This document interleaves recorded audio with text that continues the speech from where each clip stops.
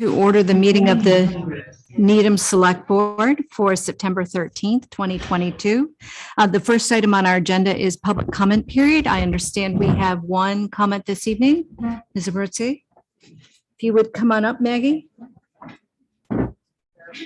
Just right here in the middle, wherever you like, get a microphone. Yes. So I'm Maggie Abruzzi, 30 Bridle Trail Road. And I wanted to speak to ask the select board to vote no on the proposed memorandum of agreement that has to do with the 100 West Street building. I don't think it is in Needham's best interest for the select board to enter this proposed agreement because it makes it very difficult for the planning board. The planning board is in the middle of public hearings. The public has not even been heard yet by the planning board, and they're trying to decide whether to grant a special permit to the applicant for 100 West Street. If this agreement is entered into, it will make it harder for the planning board to deny the special permit because it will make it seem as though the planning board is kind of costing the town $1.9 million if it denies the application. The applicant's attorney has already used the fact that he's trying to negotiate an agreement to try to convince the planning board that it would be a good idea to grant the special permit. There is some talk that maybe the zoning amendment wasn't written well, and maybe the planning board doesn't really have the ability to say no. But I have written to you to explain that there is strong legal authority for the planning board to deny this special permit. They do have the discretion to do that, and they'll have to go through the public hearing and they'll have to evaluate, but it's the planning board, the local authority, that gets to decide what the bylaws mean. And in interpreting bylaws, you take into account how the bylaw came to be. What was the town trying to do when it created this bylaw? And we have really clear recent history to show that this amendment was created in order to help the town get the things that we need: independent living for seniors and more affordable housing. So I think I won't go into the minutia of the law, but I want you to understand that the planning board isn't just a rubber stamp. Well, if the applicant says ABC, the planning board stamps it. That's not how the process works. They have a lot of discretion. They do have the ability to say no here. And I think that this agreement kind of interferes with that process. And I don't think it's wise for the town, because I think the town is much better served by the opportunity to say no to this project, and to then the applicant can decide, well, do they want to do something different? Do they want to include independent living and affordable housing? So that is what I wanted to say, and I'm happy to answer. I know this isn't an interactive session. This isn't. So thank you for your comments. We're in absolute agreement that the planning board is a separate board and has the responsibility for interpreting the bylaws and how they're going to apply them. So complete agreement about that. And they are very clear with us that we are not the boss of them. So I understand. I just don't want you to so make that's it more fine. difficult we understand. for them by kind of putting on their backs. Well, you're going to cost the town Thank $1.9 you. million. Thank you. Thank you. Okay, great.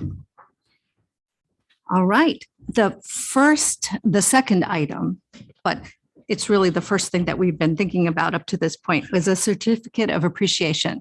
So I would like Evie Ponest to please come forward. And I'm going to give people a second to get the cameras out here so they're all ready. And I'm going to turn to Mr. Nelson. I almost Yeah. brought my over, but I said, no, that would be too. We got you covered. We got you covered. covered. Good to know.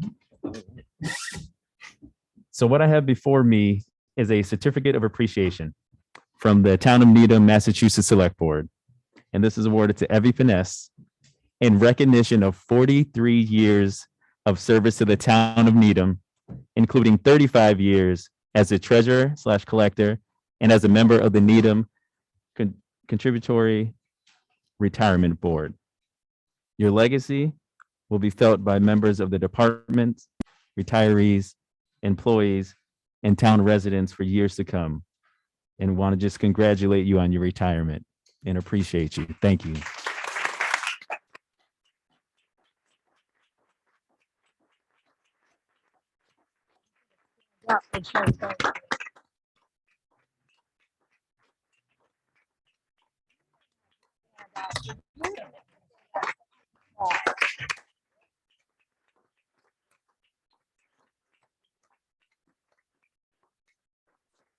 So I'm going to ask if that's a motion. Do I hear a so moved? And a second? Second. All in favor? Aye. Because one of the things we've learned, believe it or not, is that clapping gets silenced on Zoom. I'm going to just say for the listening audience that there is a room full of people here who are here to honor you tonight. So let me turn it over to you, Evie. Thank you. Thank you. Thank you all very much. And I will try to not cry, and I've been pretty good so far at each of the individual celebrations that have gone on, but 43 years brings a lot of memories. And as I was sitting at home thinking about the 43 years that I've been through, I think about the time I testified before the state legislature to have the retirement system be able to fund on an actuarial basis because money was going into the pension reserve and there was no way to get it out. So that was one of the things. Second thing I thought of was, now it has a little bit to do with camaraderie and how people work together. But Diane, my assistant, and I were sitting, I was sitting across from her desk and we were preparing a presentation to give to the finance department. And it was about what does a tax collector do? But I said to Diane, I said, I'd really like to make this fun and interesting. So she looked at me and she started talking in this funny voice. So I said, Diane, will you please stop talking like that? And we both went hysterical. I mean, he had been worked on this thing for, I think we read it over 100 times. And the presentation came out really well. Everybody enjoyed it and it was fun. But the thing I remember most was in December of 2017, when we had lines of people paying their real estate taxes. It was the year that the federal tax law changed and you could only deduct $10,000 between your state tax and your federal tax. And we had lines of people going all the way around the town hall and every single department helped us. HR was even taking phone calls and helping as much as they could about taxes. The select boards, people were directing traffic. We were giving out lollipops. And the thing that I was having a good time. I loved it. It was wonderful. We had fun. And afterwards, Kate and Sandy at the time, I think, and Dave came to the front of the office when we were totally done on December 31st, and they just applauded. And it was such a good feeling. And it shows that we are a team. We are kind of a family, sometimes dysfunctional, but we are a family and we get along and everybody always pitches in. I think that's what I'm going to miss most. Which everybody says I'm going to miss the people. So I want to thank everyone. I want to thank the employees. I want to thank my fellow department managers, the select board, Kate, for all she's done being on the board with me for many, many years, and the retirees. So I will miss everyone, but I'm a Needham resident, so I'll be back. Fair salaries, no way. You do. And we'll still run into you in the grocery store. Oh, yes, So, definitely. absolutely. We definitely will. Definitely will. Terrific. Thank you very much. Any other comments from anybody?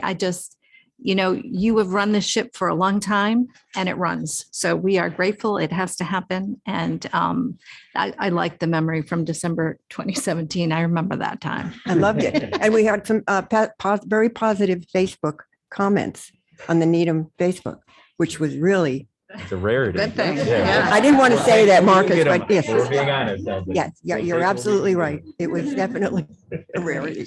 Okay, thank you all very much. I Thank appreciate you. it.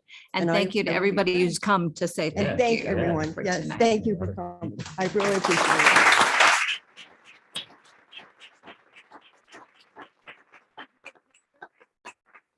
Did you get a picture?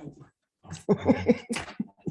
Madam Chair, I was just going to mention, there's also many people who have joined us via Zoom just for the purpose of seeing the seeing certificate appreciation being provided and voted for to everyone this evening. Thank you. And Thank you. kudos, definitely 43 years. She certainly made my transition to Needham much more easily than it would have been. So, Thank you. Thank you, Dave. Thank you.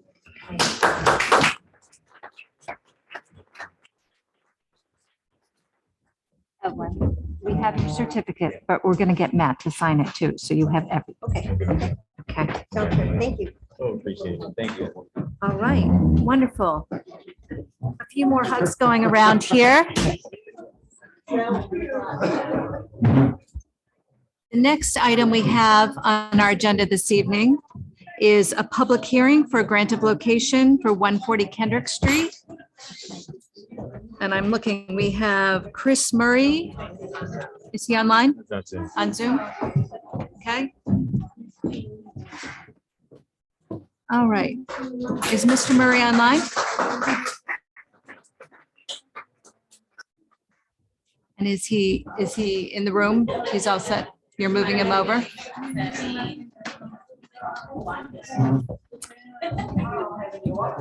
Files. One way or the other. All right. Well, all that is happening, maybe I can start by asking our town manager if everything is in order with this grant of location? Yes, it is. All right. Mr. Murray, are you online now? Do we have you?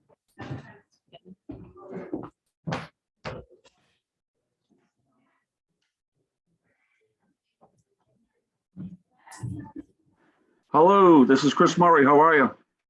We're well. How are you, Mr. Murray? I'm doing very good. Having some technical difficulties, but I'm able to get on. Good. So I understand that everything is in order with your grant of location, but if you would please describe for the audience who's here for the public hearing exactly what your request is? Yeah, the request is for teleport communications to install 4-inch conduit for the purposes of telecommunications. Teleport is a subsidiary of AT&T, basically installing fiber optics. All right. And this is happening at 140 Kendrick Street. Yes, on Kendrick Street, we're installing a couple hundred feet along the curb line. Terrific. Thank you. This is a public hearing. Is there anyone here from the public to speak on this matter?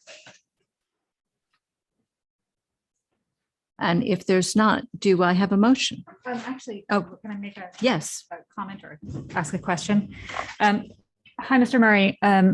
I am concerned about this location. I know a grant of location is sort of standard fare, but I just want to express my concern because this area of Kendrick Street is very heavily trafficked by bikers, both commuters and recreational cyclists.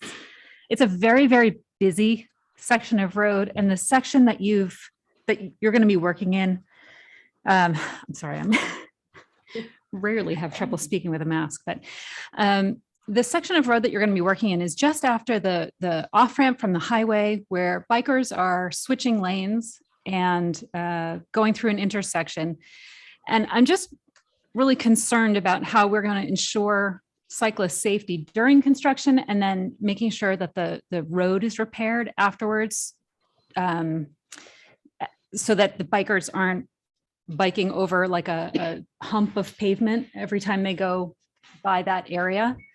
This is a really, really heavily traveled road, and the traffic is insane there. So I just wanted to see if you could speak to that a little bit, if there was something that could be set up during construction to ensure safety, since many of these folks won't be aware of this project.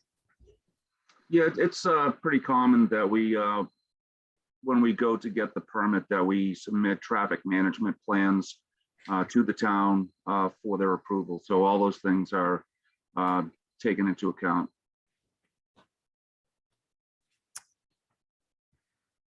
You know, Mr. Murray, I'm not sure that that's quite responsive to the question. I hear that you've answered it, sort of.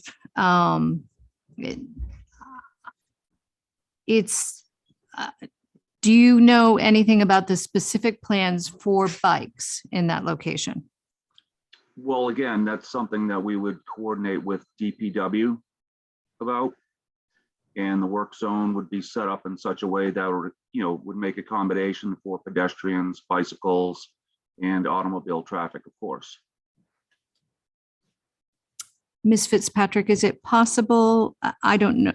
Are those plans usually already turned in by now? We see construction plans and construction drawings. I was just looking to see if I saw Our Karis. town engineer is here. Right here. Oh, And Karis is here. Tom Ryder's. Tom, do you Can you come up, know, Tom? or come on up to the table if you have information that would be helpful. Thank you. Sure, yeah, I spoke with Chris last week in regards, but not about the bicycle traffic control plan. He's gonna have to work with Mass Dot at the same time and pull a permit with them. And this might be in tune with having a meeting prior, so we know the schedule and the actual work that's gonna be done and the timing and the finished work as well.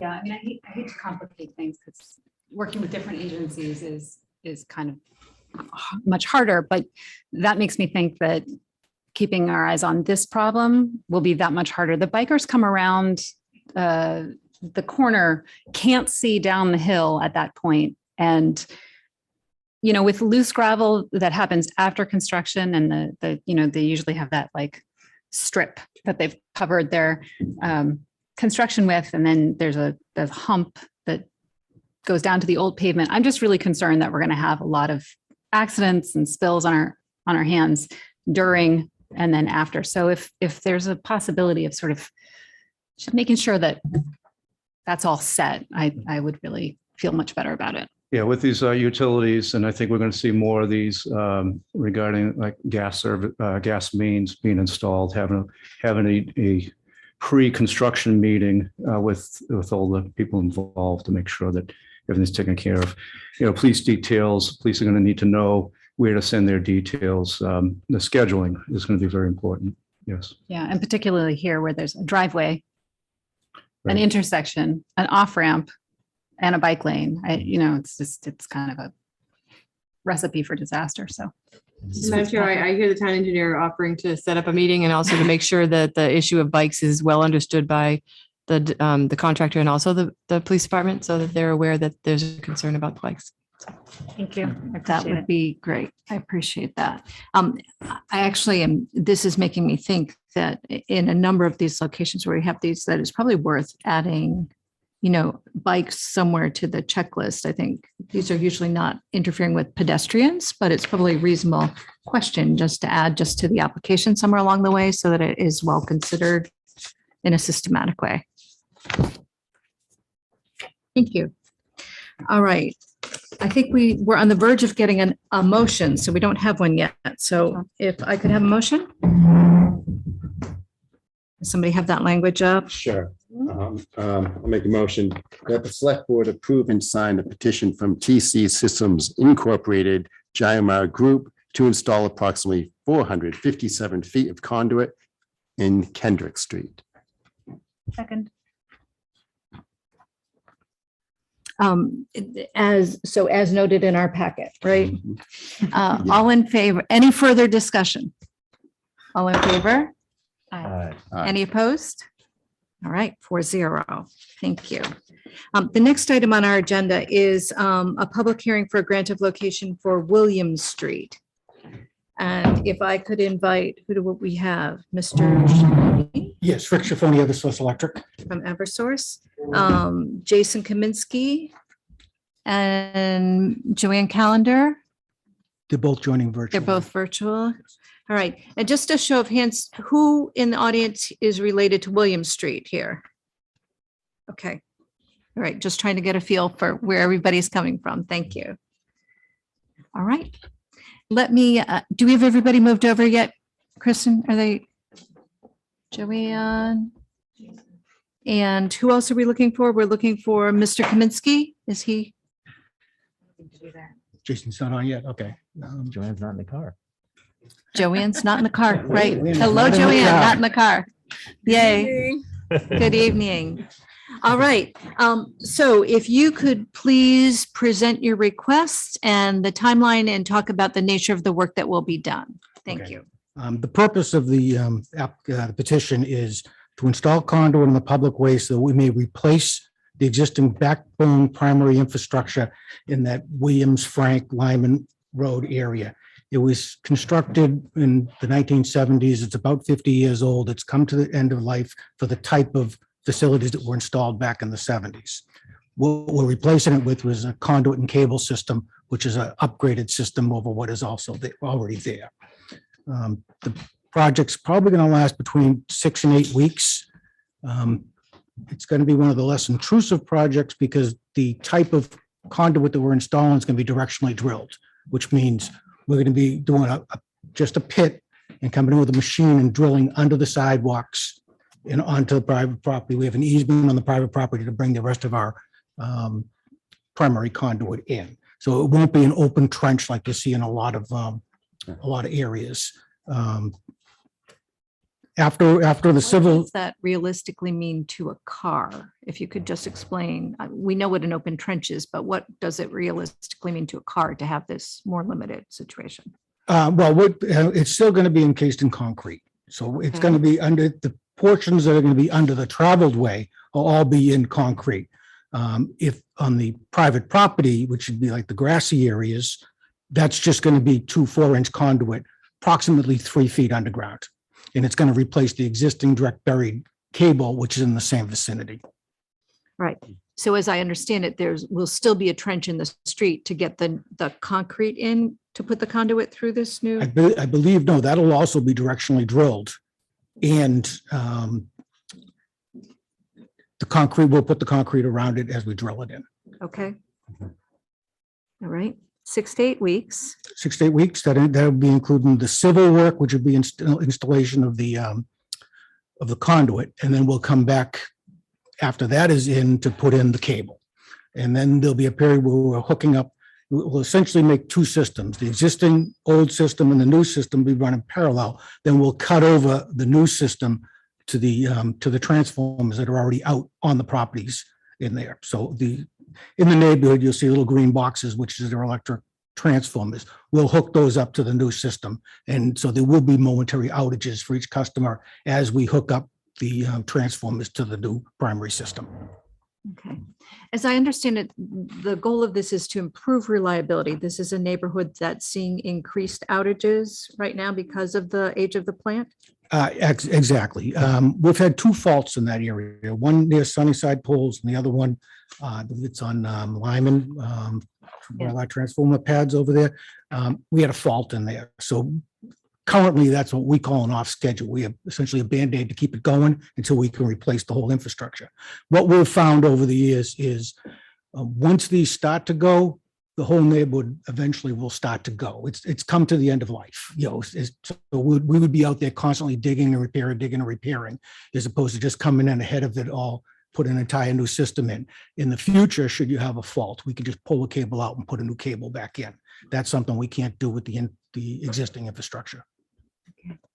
And Mr. Schifani, if you could talk about how do you work with the neighborhood during a project like this? All right, our plan, since this is a major undertaking, our plan is to flyer the area about a week before we start construction to every house.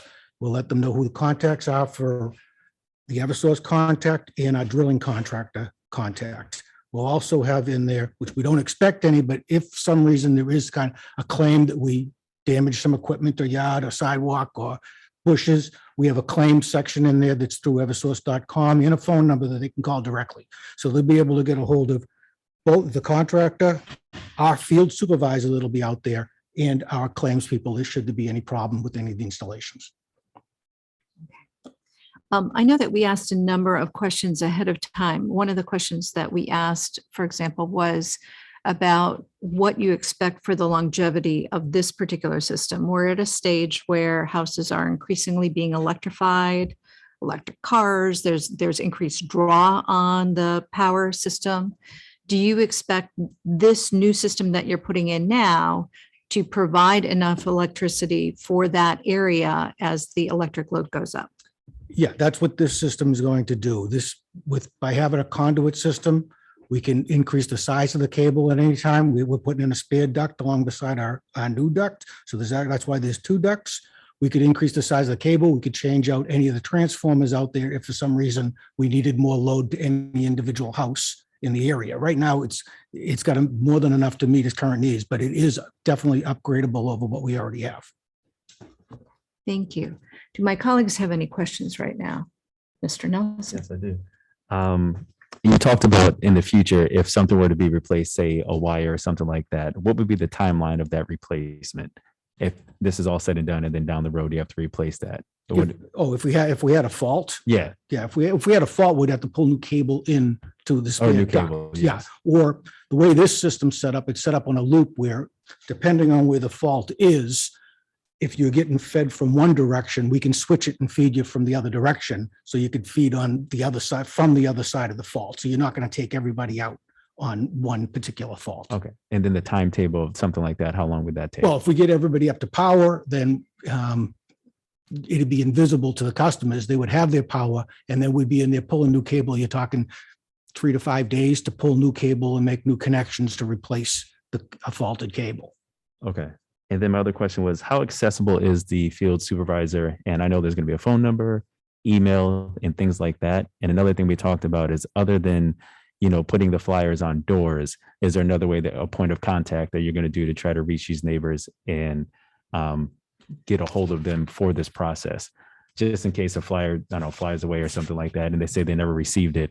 Are there multiple touch points so we're ensured that they know this is happening? Yeah, we can work with our community relations folks that are in touch with our customers, and we'll get in our customer care folks to, contact them with whatever information they have on the customers. That's not a problem. We have everybody's phone number through our customer information system. All right. Normally the flyers is more than enough, especially in a situation like this where since we're directionally drilling, one of the major problems customer has is if for some reason we're doing a trench and we happen to be in front of their driveway at the time they're coming home from work. Well, you're not going to have that in this case because you're not going to see the line. It's not going to be a trench in front of there. It's going to go underneath on the grass and under the driveways to get to the next transformer. So I don't expect a lot of customer impact at all. I think the biggest customer impact is the cutovers. When we cut over from the old system to the new, and there's an entire different process that we notify all the customers for an outage. If they're going to take a short outage, we schedule that ahead of time to let them know we're going to do an outage. Okay. Right. Any other questions? All right, this Yes, is, actually, yeah, 2 questions, please. Sure. Thank you. Does the old system stay in place? It'll most likely be abandoned in place. It's Abandoned an place. underground. There'd be a lot more damage to try to get it out because it's direct buried. There's no conduit. That's one of the reasons it fails is over time with water and freezing, and well, it's 3 feet down. It's not going to freeze, but Okay, just the elements take a beating on it. okay. And then just looking at the packet on Frank Street and Lynn, the utility pole in the middle of the sidewalk, is any work being done on that, or is that stayed there? This current plan is to go straight to that existing pole on the corner of Frank Street. Okay. Yeah. All right. Is this okay with the town and ADA and other issues with the sidewalk?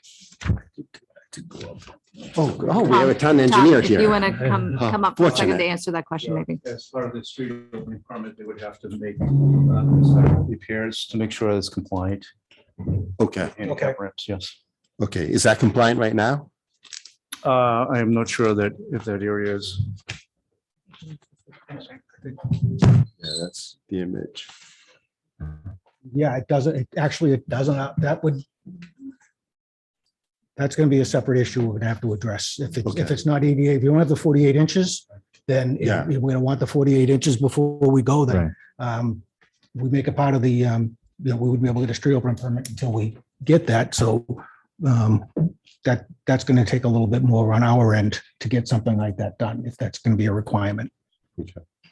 Project just up here. Thank you. All right, this is a public hearing, so I do want to ask if there's any members of the public who have any questions or comments with respect to this grant of location. If you do, I'm going to ask that you come forward to the table to a microphone. You'll need to state your name and your address for the record. Thank you to everybody for being, wiggling around so we can all.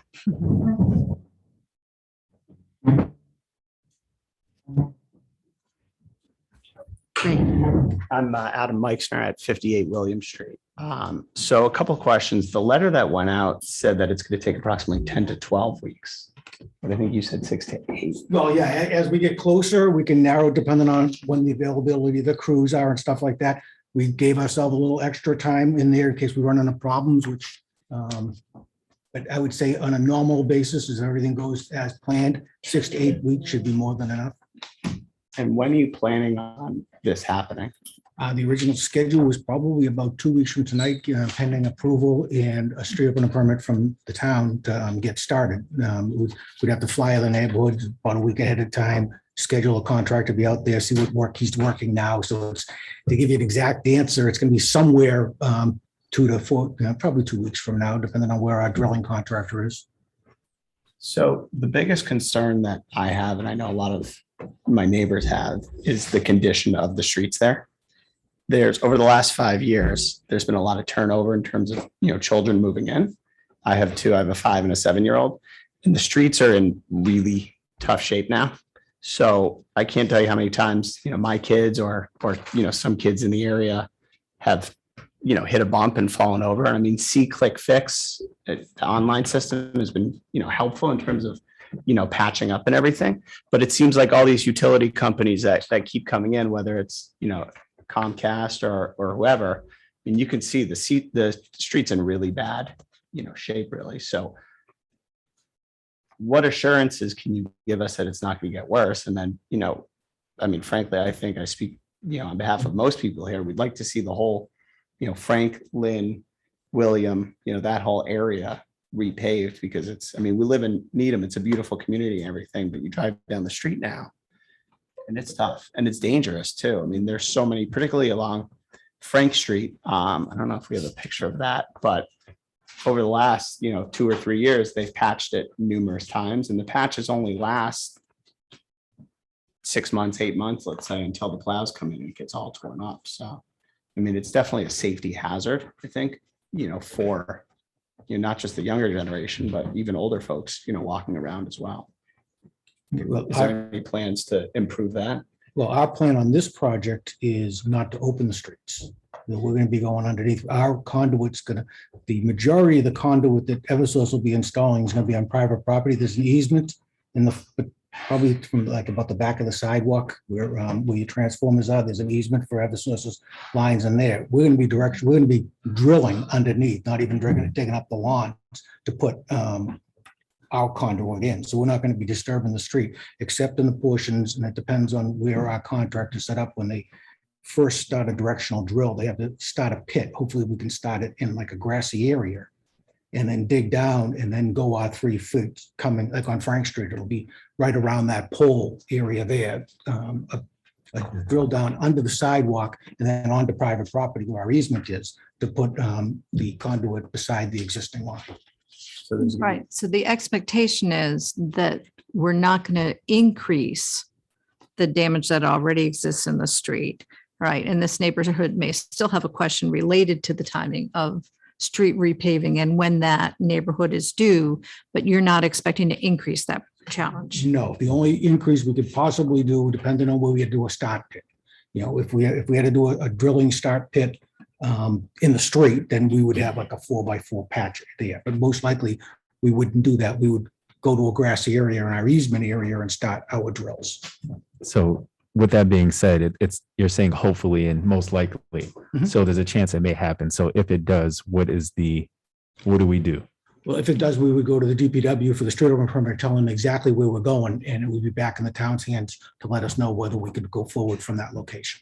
Right. And the town would also require that the street be reclosed and would inspect that. So that's what would happen there. So another thing is, in terms of timing, this is a very popular area around Halloween, as you may or may not know. So there's tons of kids. What's that? Yeah, exactly. So obviously there's tons of kids that are going to be walking around, and it gets dark at that, as you get closer to the end of October. Is there going to be equipment, sitting on the street there that they could get hurt by or walk into? Because it's not a very well lit street anyway, so it's. Yeah, our plans are not to use any lay down areas in the area for Eversource equipment. The only piece of equipment that would be left there, you bring up a good point with the Halloween, but during a normal time, the only piece of equipment would be left out would be the directional boring machine, which is smaller than an excavator. It folds up to like a box, and that would be a separate, but we can commit to not having it there on Halloween. I think Halloween's on Monday. Yeah, it's no problem. We'll just make sure we have it out of there on Halloween and probably button up quicker, depending on what our street open permit allows us. I'm sure it takes into consideration what holidays are hitting us and what the schools and all that stuff goes. So yeah, I'll talk to our folks and we'll just commit to not having it there during Halloween. And of course, making sure that the pit is. Oh, yeah, that whole Jackie's Law is, everybody's aware of that. Okay. And then what's the process of getting this, if it doesn't happen through this, what's the process of actually getting all of these streets, not just patched like C-Click Fix does, but repaved so that it looks like a nice, newish community or, area basically.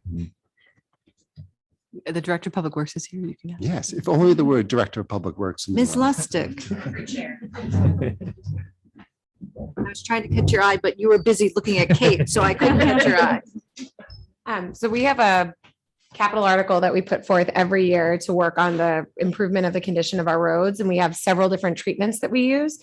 So I did just do a quick look at our historical record to see when was the last time we had treated Williams and Frank. And I don't have that on the list, which means it was quite a while ago. We target about 17 miles of road per year in Needham with a various sets of treatments based on the condition of the road to make sure we're doing the right condition in the right place. With that said, I will go back and look at our projections for when we're going to be in that neighborhood and doing those roads. We try to concentrate our work in neighborhoods.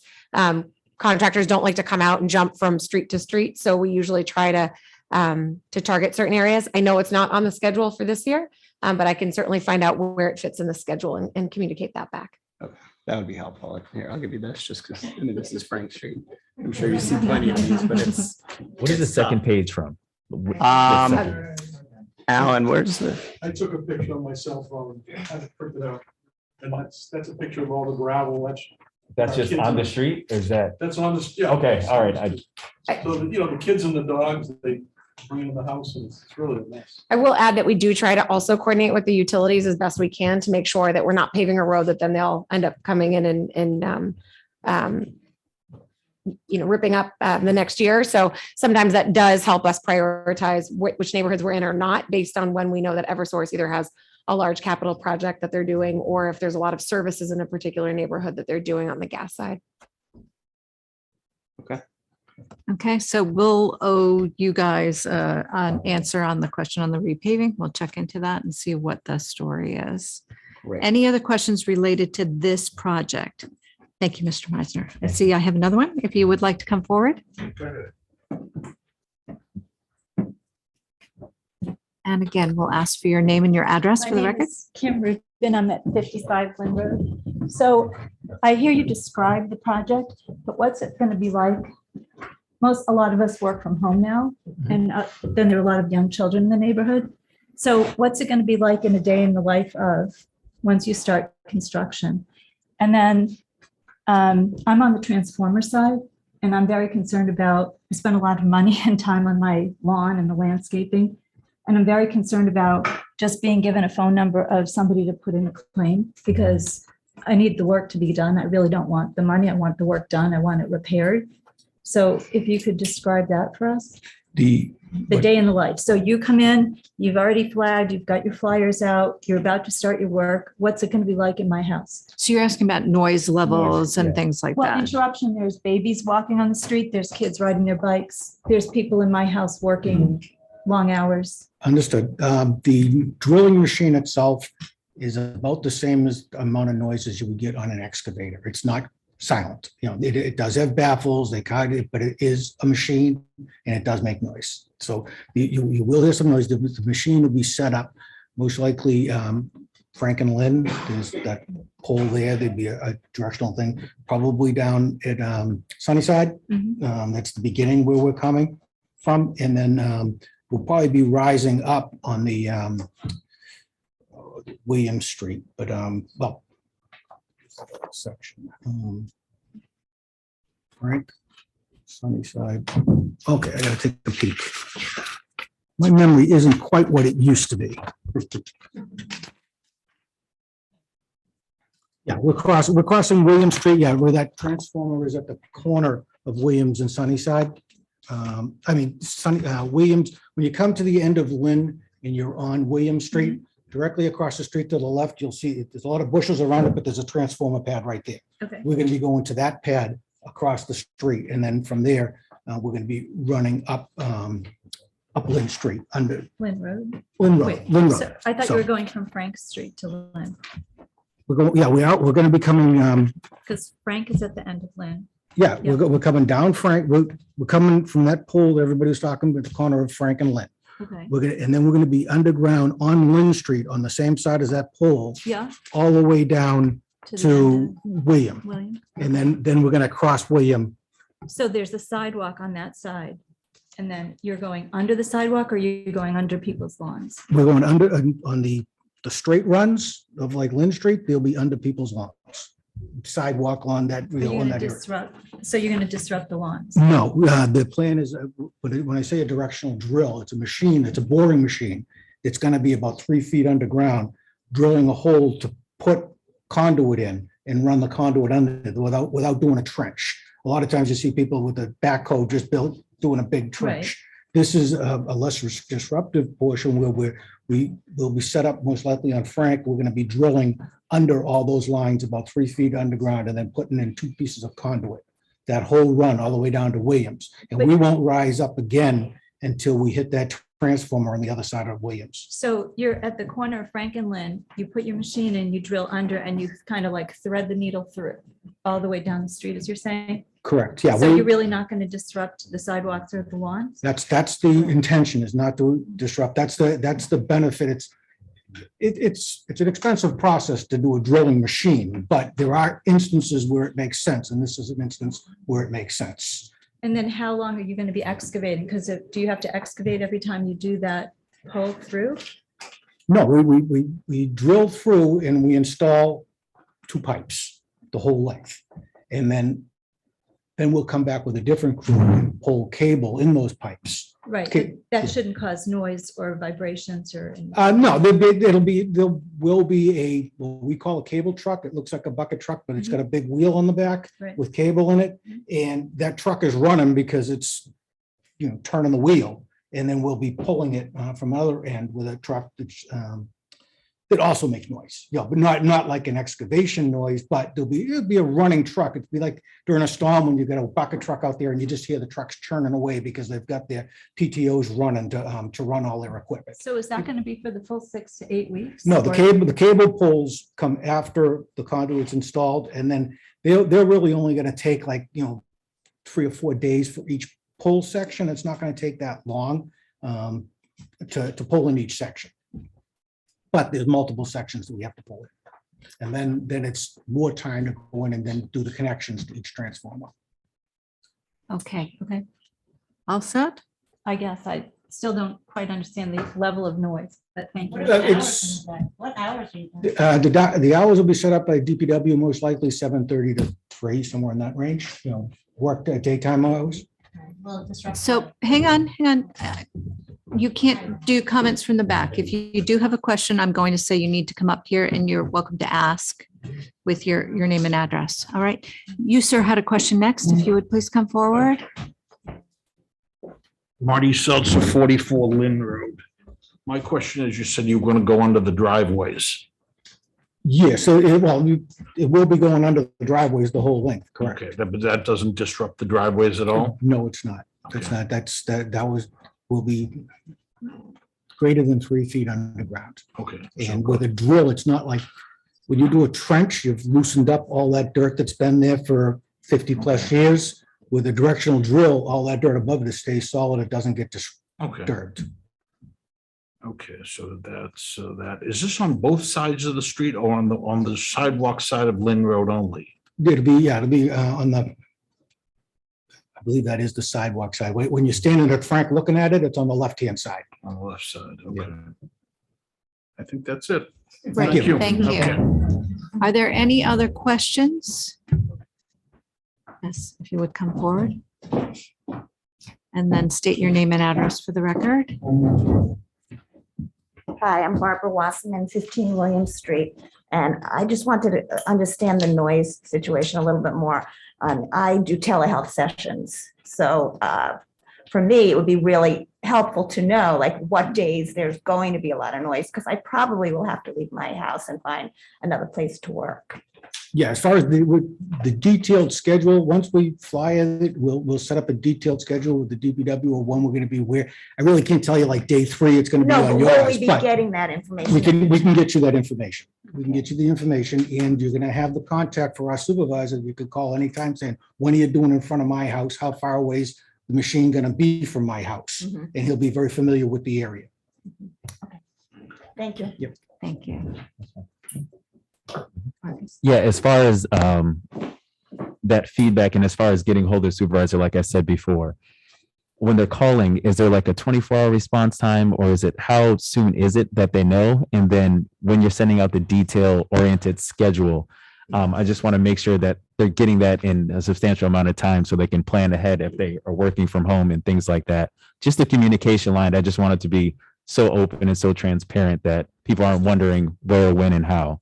Normally, we'll set up in a case like this, we would set up a pre-construction meeting with DPW to go over what our plan is and when we'll be where as part of the whole street opening permit process. As far as the contact, Matty Vines is going to be our supervisor. He normally would just give you a cell phone number. So you're going to be able to get a hold of him, whether he's actually on that job or not. In the same, I'm not 100% sure. I believe the drilling contractor is also giving you his cell phone number, but Matty's the Eversource representative, and you will have his cell phone number. And if he's not on the job, he's either in the next town over, he'd be over there to help you out for any questions.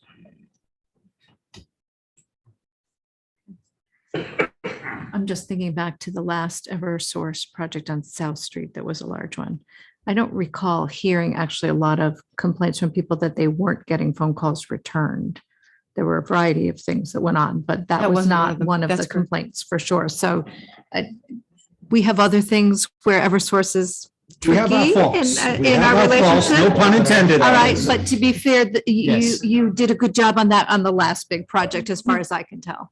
So, any other questions here from people? All right, we appreciate all the preparation. We appreciate your letting people know to the greatest extent possible exactly what's going to happen and when you're going to be near them. With people working from home, it is way more challenging than it used to be, I think. And so we appreciate Eversource working with us and with the neighborhood to make this as good a project as possible. And I'm sure everybody will be delighted not to lose power at inopportune times. With that, I would welcome a motion, or is there, I'll take a motion, then check to see if there's any further discussion. Let me think for a moment. Madam Chair. Yep. I move that the select board approve and sign a petition from Eversource Energy to install approximately 219 feet of conduit between Frank Street, Lynn Road, Williams Street, and Sunnyside Road, subject to the conditions titled and dated Grant of Location Conditions, Williams Street Project, September 13th, 2022, as suggested in our packet. Second that. Thank you. Are there any, I guess I need to formally close the hearing. So let me actually say that the hearing is closed. I did not see anybody else. Any other questions or comments? All in favor? Aye. Any opposed?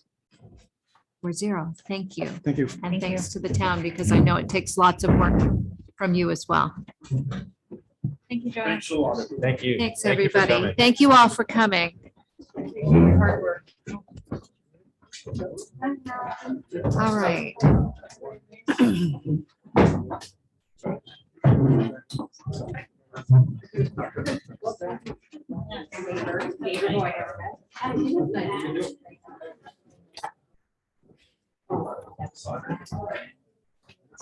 The next item, Tom, we're just going to keep you at the table tonight, you know? You're just going to be here.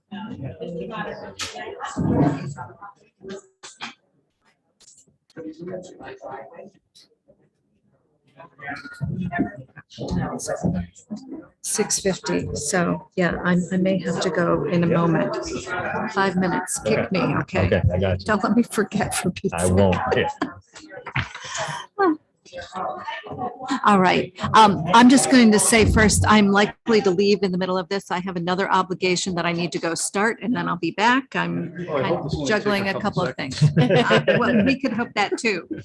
So this is part of a very long process, I think, for Walker Lane. And I was thrilled to see that it's finally here, that we have finally, gotten through sewer construction. So why don't you just tell us where we are in this process with improving the water in the neighborhood and what's going on there? This is just for the sewer extension that was completed. So back in October 2020, annual town meeting approved for the betterment process for the 4 properties on Walker Lane in the private section. So we prepared plans, put it out to bid, and it was constructed, and the contractor had just finished his final obligations in June. So I tallied up the how much the total cost was, which happened to be a great savings. And I talked with the finance department and town council, and we were able to have the cost savings passed on to the property owners. Excellent. Thank So, you. So the document that I prepared is the final tally for each resident. Yeah, thank you. And I know that we've been working with the residents all along, that they had to cooperatively together agree to undertake this project, and that we've been able to do for them. That is correct. Yep. And they've been, so yeah, Walker Lane is, the traffic mitigation wasn't so excessive, and there was a lot of cooperation with the residents. We were able to get it completed and successful. So I believe 3 out of the 4 have connected. So Fabulous. Madam All right. Chair, the town engineer, I think, is being modest. I think your original estimate to them was significantly higher than they're actually paying. And you got great bids and managed the project to come in. So if I'm correct, it was significantly higher. yes. Yeah. So we designed it in-house and we construction managed it in-house. So there was quite a bit of savings there. And the contractor selected was had very good references. And yeah, so it was a great savings. Terrific. Thank you. Any questions Thank you. for Tom about this? I'll just say for everybody, this has been one other piece of the puzzle as we've looked at improving the water in Walker Pond. And it's taken a multi-pronged approach. Getting the sewer in place is one of those pieces. So if there's no questions, then I would welcome a motion, and we'll get back to Tom's goal of only a couple minutes. I will make a motion that the board vote to approve and sign the sewer agreement order 594 for the Walker Lane sewer extension. Second that. Any further discussion? All in favor? Aye. Any opposed? 4-0. Thank you. All right. Tom, I think you may be finished with us for tonight, I think right? so. For now. We'll let you off the hook. Thank you so much. Thank you very much. All right. The next item on our agenda is the DHCD multifamily zoning requirement for MBTA communities. These requirements are the latest change in this has finally came out. And so we're grateful to Katie for kind of distilling it and sharing that information with everybody. I am going to leave and I will be back. Wearing many hats as always, Madam Chair. Thank you, Kristen. Okay, So as the chair mentioned, this is my second time before the board on this particular topic. So by way of context, as I go through these, I just want to note first, if you see red text on the slides, those are changes from the draft guidelines to now the final ones. I'm going to highlight the parts of the regulations that actually apply to Needham. So I'm omitting things that apply to other community types if you have a subway or no transit. And I just want to note that I'm not going to be talking about how the town could achieve compliance. The Housing Plan Working Group, of which we have members in front of me, has been doing a lot of work on that. And there's going to be more meetings and more discussions. So this is really just a goal to be clear about the framework that we're operating within. And then we'll have future conversations about like how compliance could actually be achieved. So with that, next, oh, perfect. Thank you, Kristen. So just by way of history, in January of 21, the governor signed this new law into effect, requiring MBTA communities to have a zoning ordinance where there's at least one district of reasonable size in which multifamily housing is permitted as of right. So as you know, the Department of Community and Housing Development, DHCD, was assigned the responsibility to flesh that out in more detail. They issued draft guidelines in December of 21. The town reviewed those, this board, the planning board. We sent a joint letter with our comments to the state, and they did make some changes that we had requested. So I'll try to highlight those as I go through. So the final guidelines were issued just last month, and they are final. But I will say we still at a staff level have some questions that we want clarified. So there's kind of going to be ongoing opportunity to talk to the state to get clarification on some things that we need more guidance on, even though the guidelines are final. So in the final guidelines, nothing changed in terms of how multifamily is defined, which is on the slide. And again, the kind of foundational premise of this new law is that multifamily housing is as of right. So special permit cannot be required. And one note that site plan review is allowed. And so the permitting agency could look at certain considerations on the site, but they cannot require special permit for the use of multifamily housing. On the next slide, there was also no changes to what it means to have housing that's suitable for families. So the guidelines reaffirm that the zoning can't have age restrictions. It can't restrict the number of bedrooms, the size of those bedrooms, and the number of occupants in the units. On the next slide, we get into, as I mentioned, the statute said every community has to have a district of reasonable size. So DHCD decided that there would be two thresholds for what reasonable size means. Communities have to achieve both thresholds. So the first threshold is minimum unit capacity. And again, as a reminder, the premise from this, from the state's perspective, was if you have a transit station located in your community, the more transit that you have, the higher kind of proportionately the opportunity that community should provide for multifamily housing. That's a bit of a mouthful. So it plays out basically with communities being designated as a category based on the transit that exists in that community. If you'll remember, Needham had been categorized as a bus service community. That was one thing that the town commented on. DHCD revised their regulations. They eliminated the bus service community altogether as a category. And so then as such, Needham then became a commuter rail community, which we had expressed originally felt like a better fit for us. So as a commuter rail community, the minimum unit capacity requirement is that we zone to allow 15% of our existing housing stock in this multifamily zoning district. So our existing housing stock is 11,891 housing units. 15% of that is 1,784 units. I'll just note from the draft guidelines, that's a reduction in the unit capacity of about 600 units from what we had been originally looking at. Okay, next slide. The second threshold for reasonable size is minimum land area. Consistent with the draft guidelines, commuter rail communities must have a minimum land area of 50 acres or 1.5% of the total developable land in the town, whichever is less. I will apologize, I don't have that figure for Needham, but I can say for certain that 50 acres is the lesser of the two numbers. So that's our minimum land area requirement. And the next slide. The next requirement within the guidelines is around density. This again is written explicitly in the statute, but the zoning district must have an average of 15 units per acre allowed to be built as of right. That can vary across the district. You can have higher densities in one area, lower in another, as long as it averages out to 15. Right.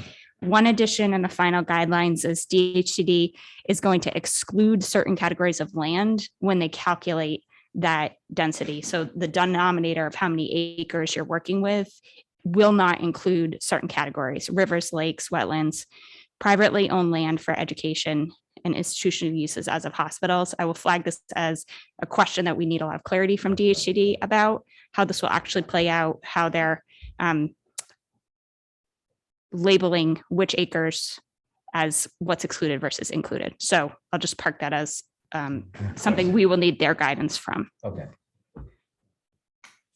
I do want to flag, that is a lot of information all at once, but I do want to flag that if you look at those three pieces, unit capacity, minimum land area, and then density, you might, if you have 50 acres at 15 units per acre, that would only create a unit capacity of 750 units. That is not enough to meet that first threshold of 1,784 units. So in practical terms, Needham's zoning district, in order to be compliant, would have to either be more than 50 acres and or more dense than 15 units per acre. There's a lot of ways you can do that, but I just want to make sure that that's clear. So I'll stop there and just see if there's any questions on that. No. Okay. I had a quick question. Yeah. But it was basically about the question you're going to ask DHCD. Yeah. Just about the designation of those things as far as acres concerned with the privately owned museum.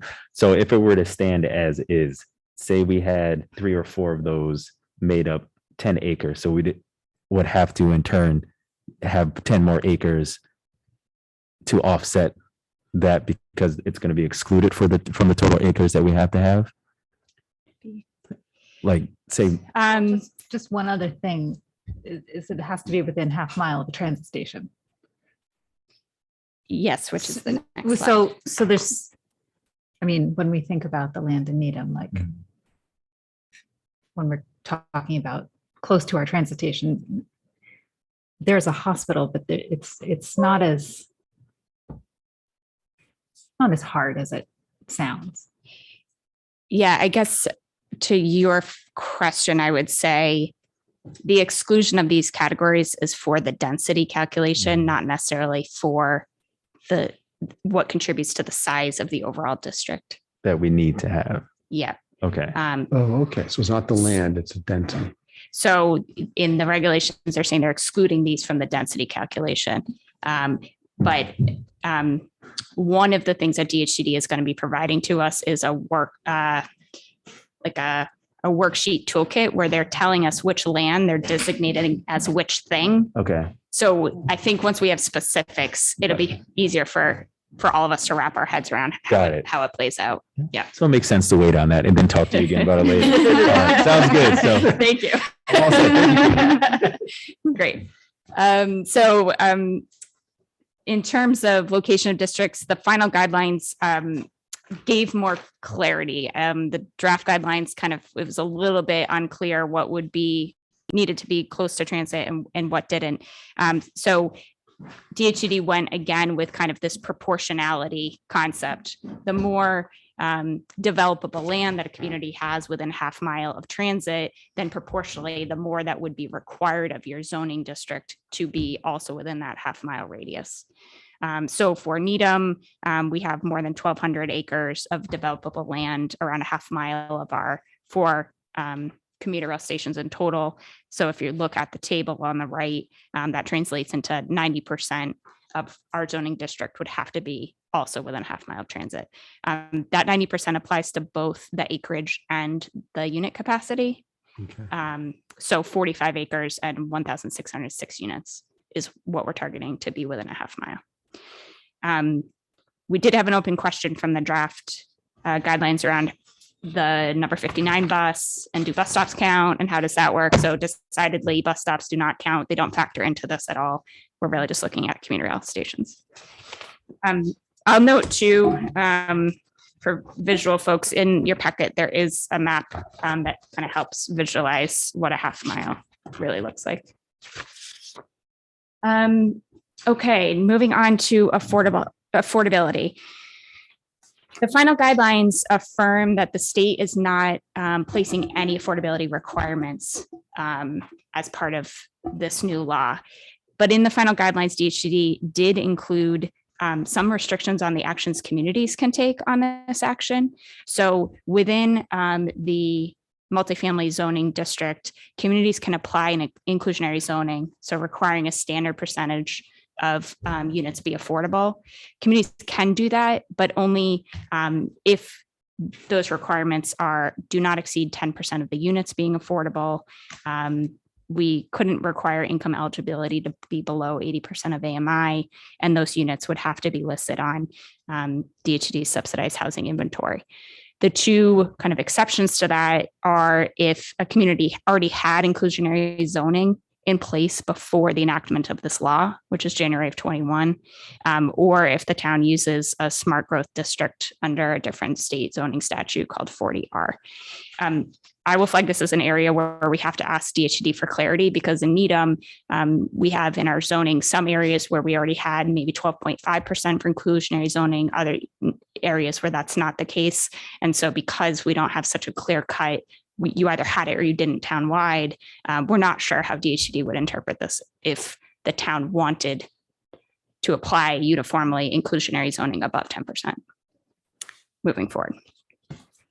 So I had actually presumed that they would apply it in whatever the district was that it was, but you're saying that may not be the case. I had been assuming they would sort of do it by district with us, but. Yeah. So if to achieve compliance with this, the town did an overlay for multifamily zoning and the underlying zones had a patchwork of inclusionary zoning, I don't know if they would let us apply 12.5. Underlying. Yeah. Oh, I meant even just in the underlying area, that it would stay in whatever the underlying area was. Right. I think that I think we want clarity on. Okay. Yeah. All right. And they don't say anything about the income eligibility. Right. It's just the number of units, percentages of units that can be deemed affordable. But You're we asking can't, if DHCD speaks to it. yeah, I mean, if there's underlying zoning that's 12.5%, like our zoning has in places. I don't know if our zoning has. It doesn't. It does not. Yeah, this is one thing I'm tripping over on first flush. It's like, it's by right development, but no affordable housing, no 40B. Well, to clarify, the state is not requiring communities to assign an affordability requirement. So that's just totally, it's not that communities couldn't do it. No, I am surprised the Up to state 50. did not. Oh, I think it's a lost opportunity. understood. You know, I'm going to say frankly, I think the state thinks that even what they're asking for is such a big change compared to even what our underlying zoning is right now, that if they get the capacity for increased numbers of units, that they're hoping that that drives a lower price. I mean, part of what drives the price is the scarcity. So they need more units to help reduce that. Cost reduction. Yeah. Overall. Okay, I hope so. Yeah. Great. On the next slide, this is kind of a hodgepodge of things that are of note. So again, the requirement on communities is a zoning requirement, not a housing production requirement. So I think there's a real recognition, and actually we've seen it in Needham Center. You can zone for one thing and it may not come to be for a variety of other reasons, market, landowner choices, infrastructure capacity issues. So there's no housing production requirement. And same as with the draft guidelines, if we think about unit capacity,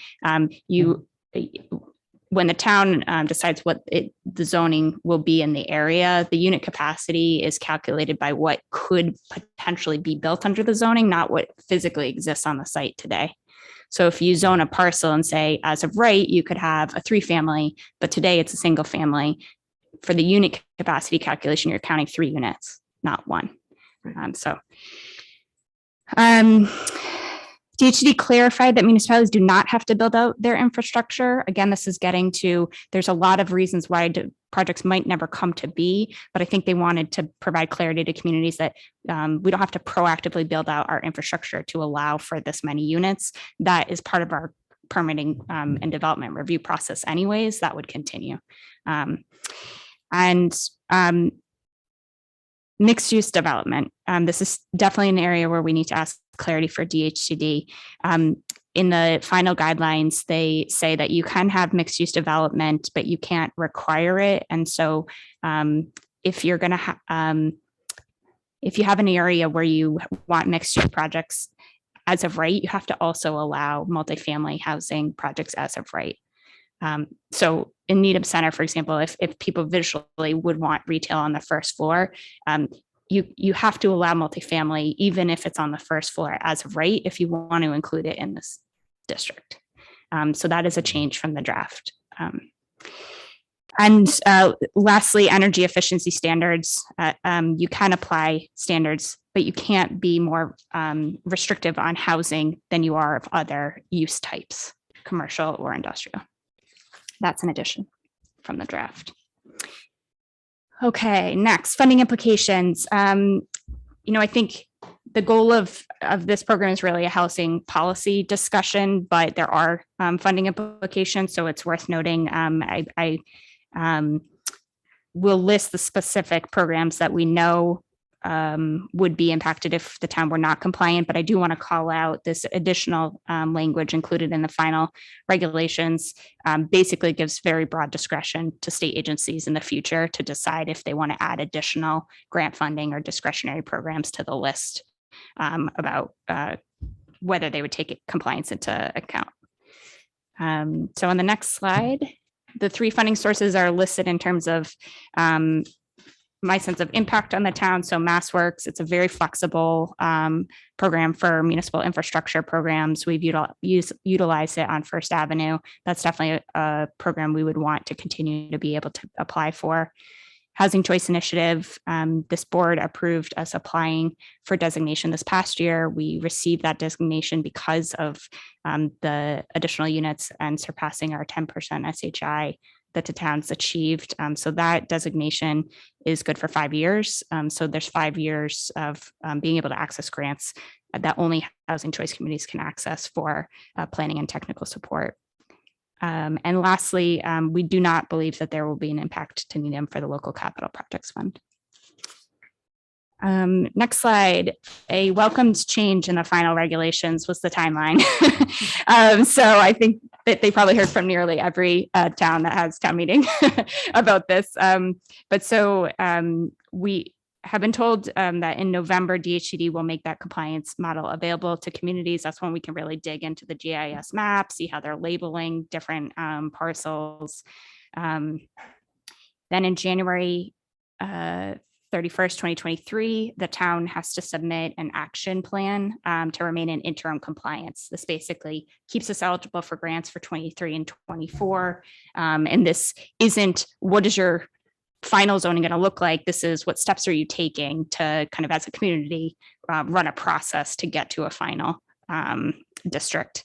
Another change, DHCD clarified in their final regulations that they will be available for communities to send their draft districts to DHCD in advance of going to town meeting to get DHCD's decision about whether that district would comply or not before you actually go to town meeting. So that is also a much improved process. And so then lastly, the deadline for town meeting to actually adopt a zoning district is December 31st, 2024. Katie, so thinking about what you just said about DHCD letting you know ahead of time whether your district applies, that says that we really are going to need to have a district ready by about July, end of June, in order to meet a fall town meeting. Is that what that's saying? If we want to have Yeah. how are we thinking about that? I will lead to the next slide, which is Okay. next steps. All right. Which is that, as I mentioned on the front end, the Housing Plan Working Group was already planning to come before this board and the planning board to talk about the work they've been doing and both around the analysis of this zoning requirement, but more broadly. So that's coming up. But our next step, kind of at a staff level, is to put together a work plan and map out the timeline and present that to both boards of, what do we think is a recommended path forward? And it would answer the exact question you have. I was going to say, because I know when I read this earlier, I was looking at the end of December and thinking, oh, no problem to get to fall town meeting. And now I'm thinking, oh, if it's really backed up by 3 months, it's tighter timeline than I thought. So, Yeah. What's the state's turnaround? Do they know? I mean, well, it says 90 within 90 days. days Yeah. is what they've told us. Yeah. I can say that All right, the questions. the Housing Plan Working Group has a zoning subgroup that has been working pretty intensively on this problem and already has a sort of preliminary proposal and put together that would satisfy most all of these requirements. So, All right. Any other questions? Yeah. Okay. Katie, I think originally when we got word of this scheme, we had written a letter that included our objection to being categorized as a bus community, which sounds like we got an answer back on that. I think there was also a question of whether some of our apartment complexes were going to qualify. I know they were well out of the half-mile radius. Did we hear back on those? Yes, in the sense that they changed the requirement around the location of the district. So under the draft guidelines, there was what seemed to me very subjective language of DHED might approve a district farther away if it's pedestrian friendly, and right, like there was a lot of unknowns. So that language all got stripped out of the final regulations, and they replaced it with that table of how much developable land you have and then what percentage. So I do think there is at least 10% of our minimum district size that can be where we choose to put it. And so some of those locations could be included, I think, as long as we achieve the other compliance thresholds. I will just put one asterisk to that, which is the final guidelines say zoning districts have to be neighborhood scale. They're really going to be looking for, I think, having communities not pick a parcel here, a parcel there, a parcel Right. there. Yeah. So just to keep that in mind, that I think they've signaled that pretty clearly. Okay. quick question. On the map, it's very interesting. But so I see, like you plotted out the center, the compass circle from where the commuter rail is. But why does it appear to be like double circles on all of them? Doubles. Do you see how, is that, yeah. There's clearly overlap circle. I see the overlap there, but there's an overlap circle here. It's like the compass got shifted. I see. I did not create the map, but I think it might just be a technical graphics user error. Okay, great. But I'm sorry, I can follow up. Yes, it's a Have your wobbly. level of skill. I see what you're saying, though. We didn't use a real They're compass on They're this. somewhat mushy circles, yeah. Yes, no, Okay. understood. Yeah. Okay. Perfect. Thanks. Exact circles. And I appreciated the information that you gave me about sort of the absolute acreage in those. And I presume that's something that the zoning group already has in the affordable housing group and that kind of information. That was useful as a construct to think about. So, okay. Any other questions? A lot of things are happening. Always. We are really looking forward to hearing about this again in October and November, whenever we get it back on our agenda, and having the housing plan working group in. So I think that will be helpful for the next step. Agreed. The town is very committed to this work. And as Kevin notes, the first step is actually housing production. And we continue to be very interested in affordable housing as well, but both things need to occur. So as much as everybody likes the town the way that it has existed, which has been single-family homes, there are probably some changes in our future. Great. Thank you. Thanks. Thank Thank you you. so much. Katie. Shamar. All right, the next item on our agenda is the town manager who's got some items on her list. Shall I speak to the first item? All right, the first item on the town manager's list is the memorandum of agreement for 100 West Street. There have been a number of discussions that are going on in the community. I know that the planning board had another hearing this week on 100 West Street. I've not had a chance to see that hearing yet, but it is now posted to YouTube and I will be watching it in the next couple of days so that I have a chance to review it as well. It seemed to me that we are not at the position where we are quite ready to take a vote. So I have asked the town manager to withdraw that from our agenda this evening. I am expecting that it will come back at our next meeting. So I wanted to let people know that. Between now and then, I'm hoping that people will be able to take advantage of the opportunity to see the planning board meeting, and the planning board will also be meeting again next week, next Tuesday. As was noted earlier, they are in the middle of listening to citizens of the town who are coming with comments and having their own discussions as we continue to pay attention to that process. I've had a number of people have contacted me asking about the agreement itself. I am just going to say that the basis of the agreement that we have been looking at has been negotiated from a business perspective. There were some changes that led to our originally pushing it off that I would largely describe as lawyerly types of changes. They were language changes, but not changes in substance. And we're sort of similarly in that case right now. Those changes did come back to us, and I think there was one little last niggle, but there we are. So that continues to be the case. I know we've been written to by a number of citizens of the town who have implored us to negotiate a different agreement. There really was kind of a basis for the agreement that was negotiated. So I'll just say that much. It's not.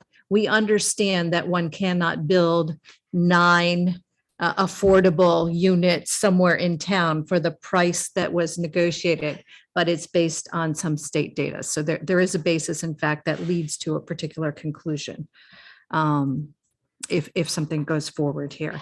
And then, as I did note earlier, the planning board is the board that has jurisdiction over the granting of the special permit. In this case, they are an independently elected board and they will make their decision about the permit. Okay. Ms. Fitzpatrick, with that. We come then to the request that the board close the special town meeting warrant, subject to minor technical correction. I would ask that the prior version that the board looked at, we did include a collective bargaining agreement with the DPW employees, the traditional DPW employees. I removed it because we didn't have any meetings scheduled, and now we have meetings scheduled. So I would ask that the board approve putting that back on in case we're able to reach agreement in the next month with the NIPIA group. So that would be after the building custodian and trade. So to put those back on. Other than that, there are the other change that we're proposing includes the inclusion of appropriating to the capital improvement fund, which is the fund that we use to appropriate for the selling of equipment that we have, and we have been doing quite a bit of that in the last few years. So we have we're seeking that to fund the capital improvement fund in the sum of $351,662. Also, in the next, we have only 2 more meetings before town meeting. So I know town meeting is a month from next week. Deep breath for everybody. Yeah. So if there are specific items that the board would start taking positions next month, and likely many of them at the first meeting in October, which, as you've heard, there's many other things now scheduled for first meeting in October. So if you have presentations that you would like, or any groups that you would like to have come in, there are 2 items here from the Climate Action Planning Committee. So we may look to invite that committee. I know that we're looking to invite them to meet with the Finance Committee as well. So that's coming up.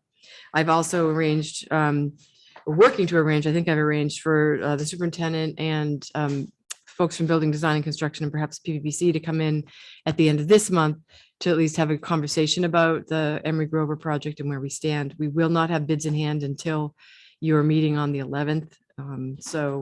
But it can't hurt to explain like where we think we're at and, why we're seeking a supplemental appropriation. And at the same meeting, I could ask Hancap, Director of Building Design and Construction, to talk about the Ridge Hill project and where that stands. Again, unfortunately, the bids are due on that project on the 29th. So not only after the select board meets, but after the FinCom meeting the next night. So everything is coming to a head at the end of September. So we'll have October to take positions on those articles. And the last major add here is the addition of the Castle Farm property. Of course, right? yes. That was my next comment. Yes. The only thing that Yes. has been consuming, or one of the other things that has been consuming. So I do just want to say that this is something also that we're bringing, that we are expecting that the developer will come in fact and see the board, and we'll be here in October, another October thing, right? Before the meeting. But just so that everybody is aware, there has been a press release and a map that went out to town meeting members and to members of various boards and committees. We've talked to the Concom and informed at least the chair of the FinCom, and I expect that I'll be going to speak with them as well. The Foster Estate is a beautiful piece of property. I am anticipating that the Concom will be helping us by maybe providing some tours and some walking tours on some particular Saturday upcoming over the next month, so that town meeting members will get a chance to see the property there. What occurred here is we were made aware just over a year ago from now that the property was going to be coming on the market. So in my view, this is sort of a year in the making. At that time, the request was for the town to purchase the entire parcel, I'll be honest, for a market price. And that would be quite challenging for us to do with all of the needs that we have in front of us. And we were trying to think about what that would look like, and would we be able to go to an override? Would we want to go to an override? We would have to go to an override to ask the citizens for funds to do such a thing. When we were approached by a developer about a LIP on this particular, a local initiative project on this parcel of land. And by working with the developer, we have brought the plan forward that is going to let the town acquire 34 acres with the consent of town meeting for $2.5 million. And the developer would purchase 28 acres with the intent that 14 of it be developed and 14 of it be remaining as open space. The town property, we're intending to remain as open space as well. What we have indicated is that there are 2 3-acre parcels that run along Charles River Street. The town intends to put a conservation restriction on those 2 parcels. The effect of putting a conservation restriction on those parcels means that we create a landlocked parcel behind that so that it cannot be developed. We have further attested as a part of this purchase that we will not construct any major municipal buildings on the 28-acre parcel. And similarly, that we've said that the only sort of roads through the property would be those that could be used for maintenance purposes. Okay, so the intent really is to preserve that as open space for the town. What we've discussed is that we see that property as property that the select board can effectively, I use the term land bank. Every once in a while, we do have requirements for no net loss for conservation and for park and recreation properties. And this would give us the ability over time to have land that we have available to us that we're not intending to build on, that we're creating conditions so that it can't be built on. But that we could turn over to conservation restriction over time. And that made sense to us to have that and be able to do that. Otherwise, we have found ourselves at various times in the past really scrambling to try to figure out where would we replace certain little pieces of land as things get designated. So all of that would come together in a way that we think offers a tremendous amenity to the town, with being able to walk straight through that beautiful meadow out to Charles River. And, I have visions, we've talked about these small little boat landings that somebody's going to be able to put in at a place where they can park their car. It won't be here, right? And they can canoe down the river and come picnic, and it's just a beautiful place. So I encourage the citizens of the town to take advantage and go take a walk and see what it's like. But we will be looking for support for that $2.5 million purchase at town meeting. Are there any questions from any board members?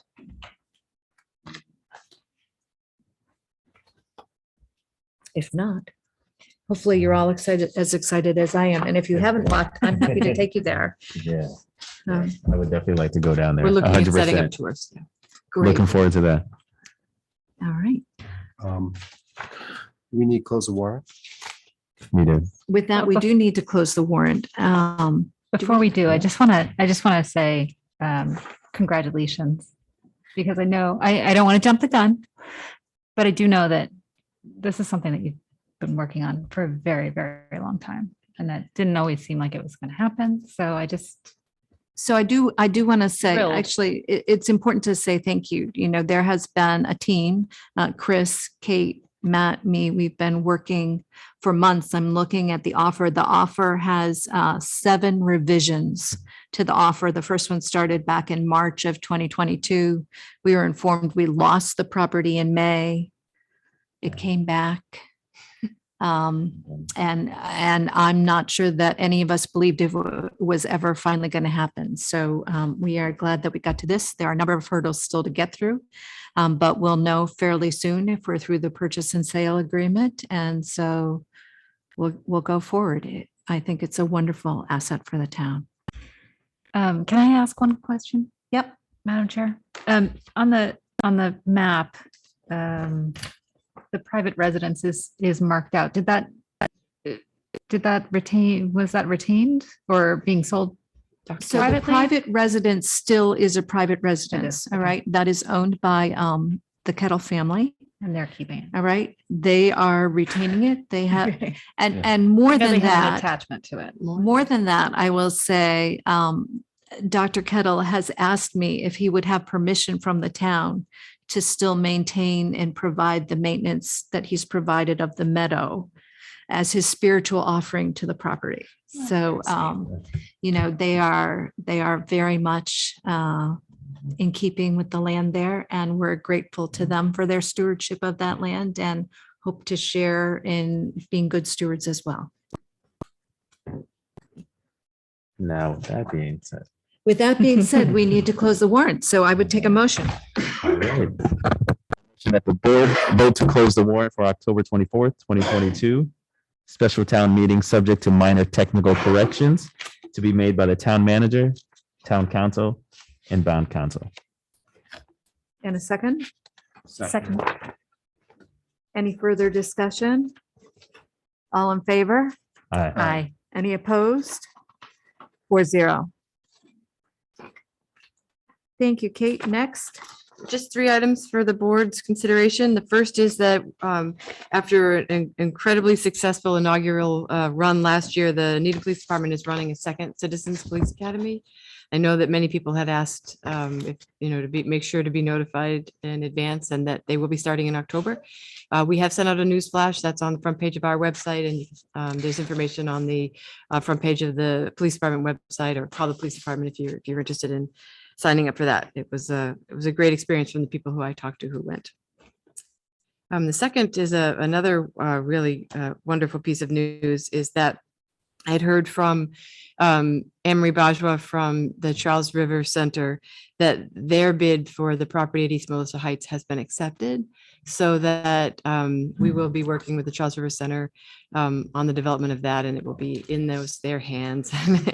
Anne-Marie informs me that the first thing they're going to be doing is securing the property.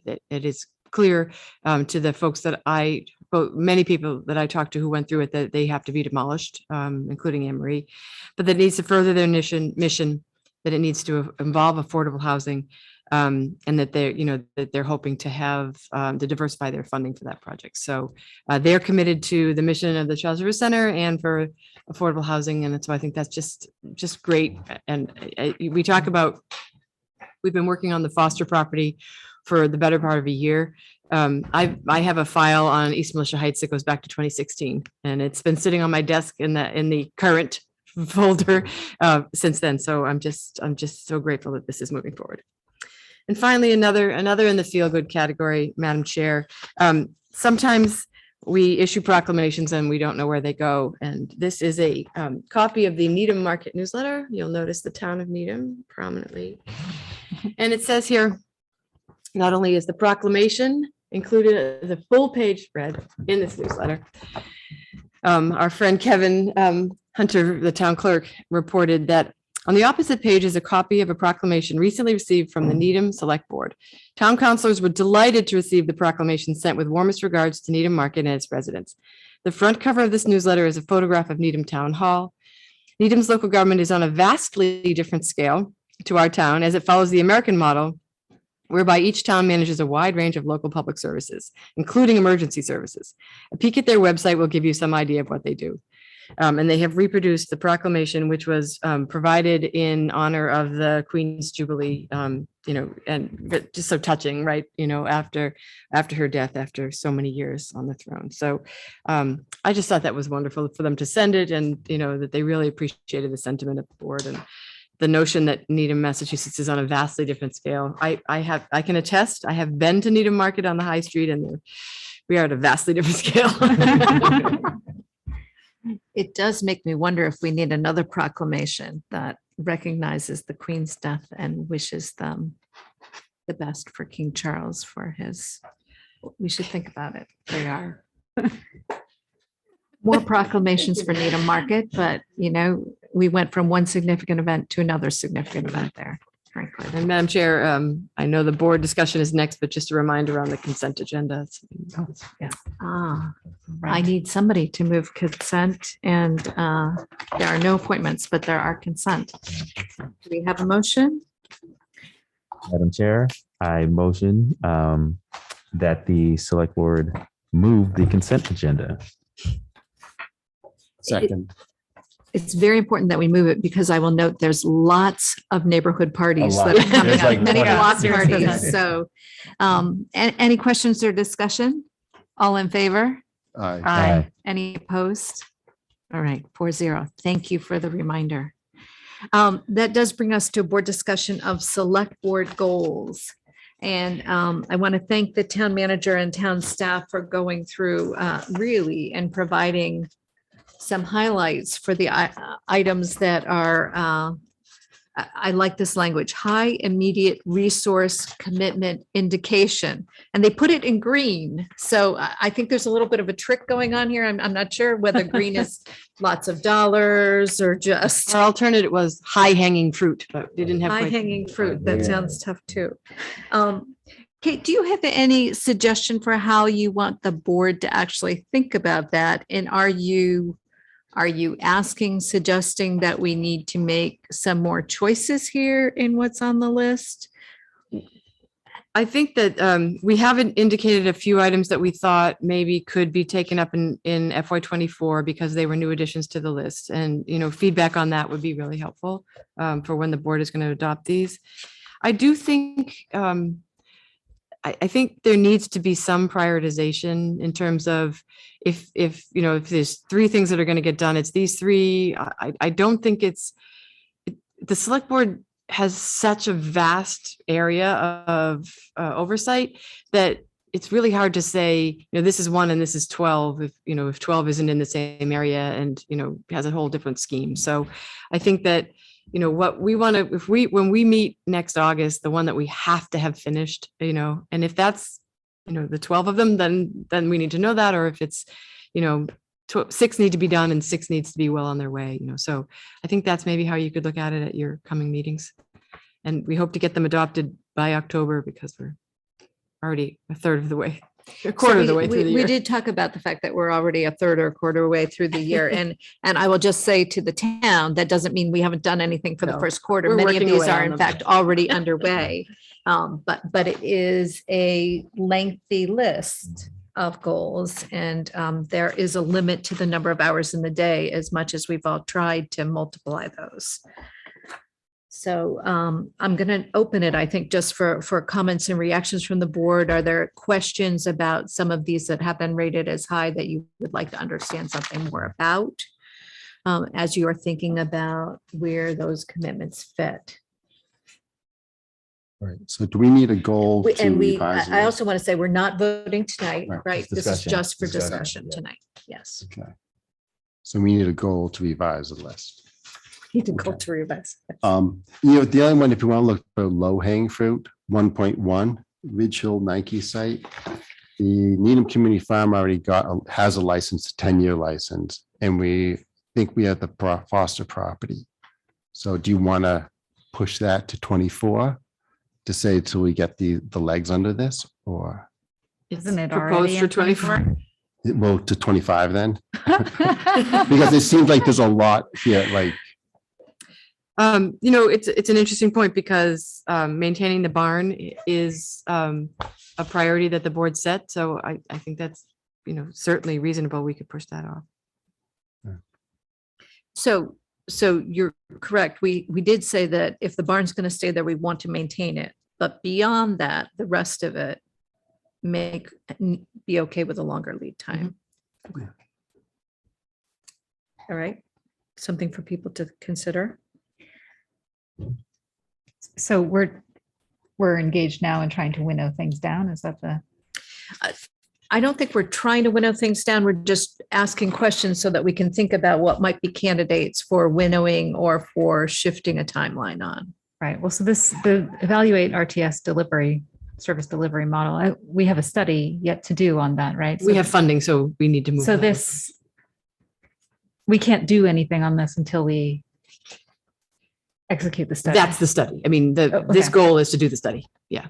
We didn't make it green because we have the capacity to run that study and it's diffuse enough and we can make that work. We didn't think it was as green as some of the others, but we do that is the study essentially. Okay. All right, something like identify the funding for the school master plan projects and participate in the planning process. I have to say that as a single goal always sort of stymies me because I see us as unlikely to produce a funding plan for all the projects that we know really what it looks like today. What we know is that we fund those projects over time. And when we get to the point where there's capacity for them, then we determine what the right schedule is or what the right sources of funding are. So I do not see us actually coming up with what that looks like today for the next 20 years. Well, we've committed to our partners that we will use the known projects and at least show what it would look like if we were to do all of them on the schedules, and the amount of time that it takes for our finance director to do it makes it this lift. So, and we have committed to it.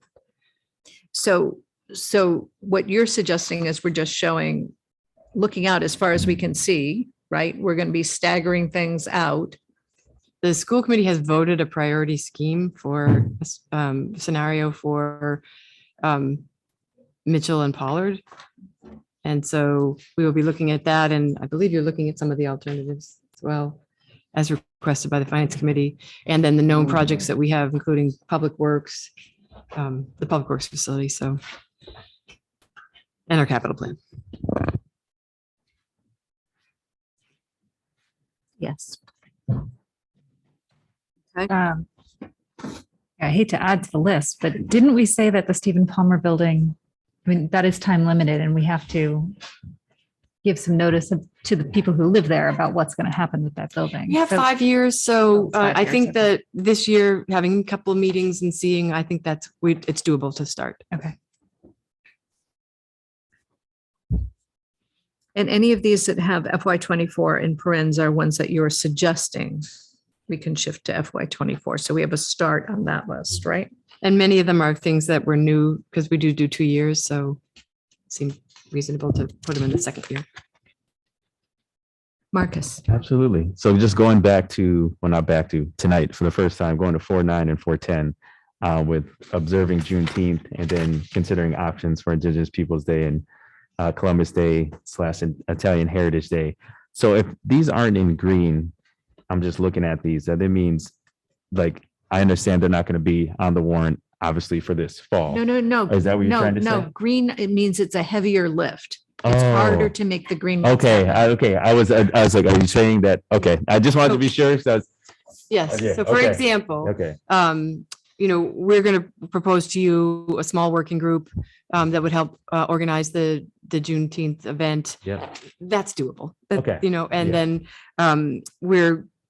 we're going to do some peer research on what communities have done with Indigenous Peoples' Day and whether there's Italian Heritage Recognition Days. Okay. And present that to you. So All right. those are first steps that we think are doable without. Oh, absolutely. Okay, when I saw that, I We're was not just gonna not confused on- do anything. Okay, I just wanted to just be sure we're on the same page. I just wanted to Yeah. hear it out.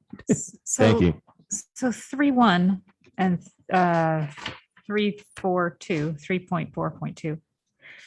Those seem to me both the evaluate parking needs and evaluate the feasibility of a shared use way between Needham Heights and City of Newton. Those are items for which there is already funding for a study. Yes, which means that a significant portion of my time will be devoted to both of those and also the Director of Public Works for the first one and other staff for the second one. So it's a known time commitment. I can tell you, looking at the parking study, which has significant community input and a number of public hearings from this board, and I think 4 addenda, huge interest on the part of the consulting community and 4 addenda with questions. So this is a big lift for us this year. Right. I think we have funding for it.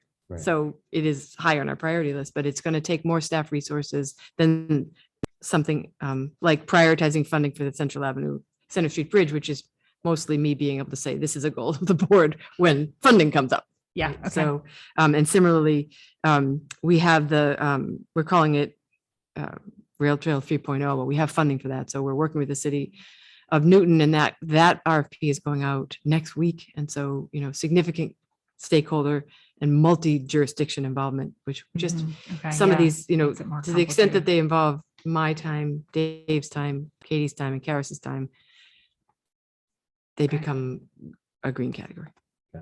Right, and an item like 3.4.2 has funding, right?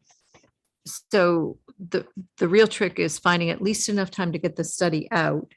It's not that we're necessarily making commitments this year about Oh, what right. we're going to do with the Yeah. results of the study. That's another whole layer that covers Needham and Newton and lots of interested parties. So I guess that's a great point. The green really is something that's going to require at least 2, maybe 3 public hearings and then stakeholder focus groups and things like that. That it's just a matter of the scheduling and trying to get all the people to go. And that's what makes them, heavy resource intensive. So that's a staff resources versus, trying to get money for something, which is a different kettle of fish. well, and to be fair, we've already gotten money for those, right? We've already done the stuff. We did that involves piece. Getting the money, right? Which Kate said to me, I think only, not even joking, right? This is a year to finish what you started. Now, with these 2, we're not even necessarily talking about finishing, but we're continuing what we've already started. So.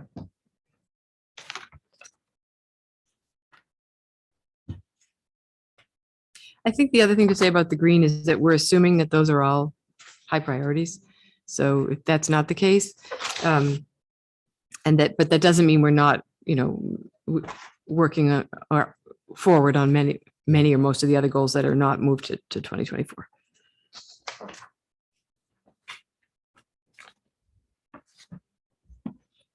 Okay. I guess the question is, you are not saying to us, I think, that we need to figure out how to take 3 things off. Okay. As long as we can work with, moving the things that go to FY24 that can be part of our plan. And some of these, I look, for example, I'm looking right down at the adoption of the net zero building code. So the new building code should come out late this year. The time to understand what that is, talk about it with the community, all of that is going to push it into FY24 anyway. That's what it seemed to us. It was unlikely to be, the warrant. On the warrant. The warrant this year. closes for the annual in like 4 months. So, right. In addition to which, I mean, I would think to some degree that would be wrapped up in the climate action. Correct. plan. That they'll be reviewing that to understand what the issues are. So even though first. that may not be itself a priority, it's moving into it's in process and underway. People shouldn't think that we're forgetting about it. And I guess maybe the color coding was helpful to us. I just, if you, it won't, it won't be approved that way, but it's just a matter of, it's not that those are more important than others. It's just that we know that we're doing them and that they take a lot of time. The climate action plan is a huge priority for us, but we have incredible volunteers and they're soliciting more volunteers and, we're seeking funding to have a consultant to help it. So that's just moving along fantastically. It's just, I don't have to spend as much time on that. So. Hank and Cecilia are, so I don't want to discount that. So I'll take any feedback, otherwise it'll be on your agenda for the next meeting. Yeah, so I just wanted to give people a chance to look at that, to think about these. I do think the ones that are highlighted are in fact bigger lifts for town staff as well as for us, because there will be more community involvement in those as well. So, yeah. Okay. All right. Then I know Matt is also taking a look at these and they will come back. Thank you. And meanwhile, everybody will keep working on making goals happen. I'm thinking, do we have anything else on the agenda for tonight? It's my.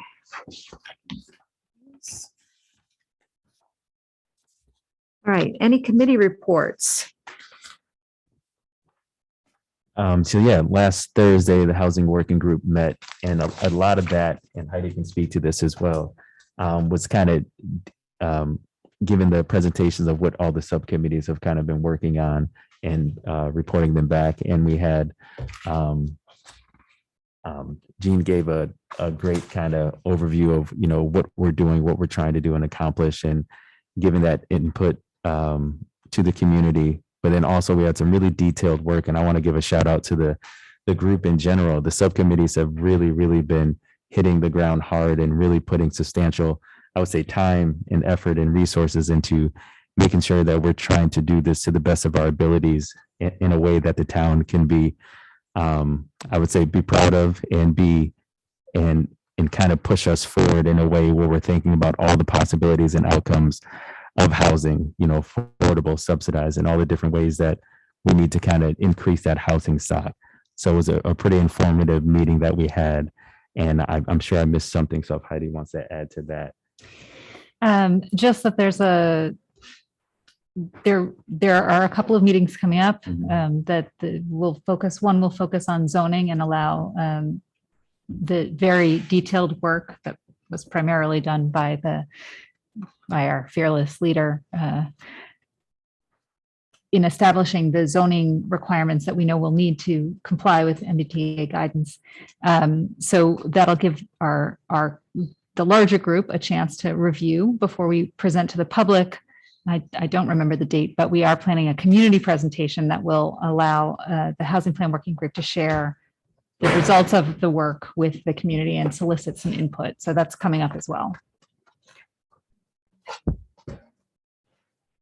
Normally Kevin and I would have met with the climate committee, but that is ended up moved from Monday to Thursday. So it will be after our meeting. So we'll be talking about that at the next meeting with what that update is. But as Kate says, we do have a number of groups with phenomenal town volunteers who are working very hard on matters that are important to the community. Okay, if there's no further community reports, then I would welcome a motion to go into executive session for exception number 3 to discuss strategy with respect to collective bargaining or litigation if an open meeting may have a detrimental effect on the bargaining or litigating position of the public body and the chair so declares and the chair does. So not moved. To return to public open session prior to adjournment. So moved. Second. Mr. Keen? Yes. Oh, I guess I should ask if there's any discussion of that motion. Mr. Keen? Yes. Mr. Nelson? Yes. Ms. Frail? Yes. And Ms. Cooley votes yes. Thank you. We are. adjourned.